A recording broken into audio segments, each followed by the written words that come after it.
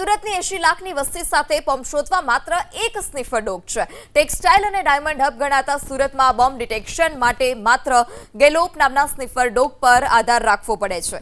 છેલ્લા ઘણા સમયથી સુરતની શાળાઓ અને સરકારી કચેરીઓને ઈમેલથી બોમ્બથી ઉડાવી દેવાની ધમકી આપવામાં આવી રહી છે અને આવા સમયે બોમ્બ ડિસ્પોઝેબલ અને એક્સપ્લોઝિવ ડિટેક્શન માટે સુરત પોલીસ પાસે હાલમાં માત્ર 2 સ્નિફર ડોગ ઉપલબ્ધ છે। તેમાંથી પણ એક ડોગ છેલ્લા 3 મહિનાથી એડવાન્સ ટ્રેનિંગ માટે બહાર મોકલવામાં આવ્યો છે। પરિણામે સમગ્ર સુરત શહેરની એક્સપ્લોઝિવ શોધવાની જવાબદારી હાલ માત્ર ગેલોપ નામના શ્વાન પર આવી પડી છે। આ ઉપરાંત કરોડોની લૂંટ અને ચોરીના ગુનેગારો સુધી પહોંચવા માટે માત્ર પ્રિન્સી નામના ડોગનો સહારો લેવો પડે છે। આ ગુનેગારો સુધી પહોંચવા માટે પોલીસ પાસે પ્રિન્સી નામની ડોબરમેન બ્રીડની ટ્રેકર ડોગ છે। જ્યારે કોઈ પણ મોટો ગુનો બને ત્યારે પ્રિન્સીને ઘટના સ્થળ પર લઈ જવામાં આવે છે।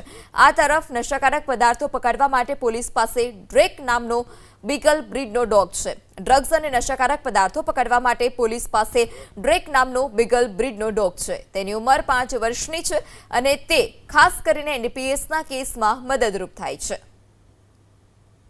ડોગ સ્ક્વોડની અંદર આપણી પાસે 4 ડોગ છે।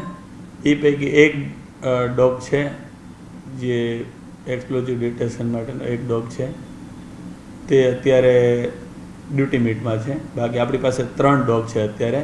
એની અંદર એક ટ્રેકર ડોગ છે જેનું કામ છે ચોરી, લૂંટ, ધાડ, મર્ડર વગેરે કેસોની અંદર એનો ઉપયોગ કરવામાં આવે છે। બીજો છે 2 સ્નિફર ડોગ છે અત્યારે હાલ પૈકી। એની અંદર એક બિરીડિયસ માટે ડોગ છે જે એક્સપ્લોઝિવ ડિટેક્શન માટે, એટલે કે બોમ્બ જેવી થ્રેટ અથવા કે કંઈ પણ હોય એના માટે તાત્કાલિક ત્યાં પહોંચી જાય છે। અને એક ડોગ છે એ નાર્કોટિક્સ અને ડ્રગ્સ માટે છે, ડિટેક્શન માટે।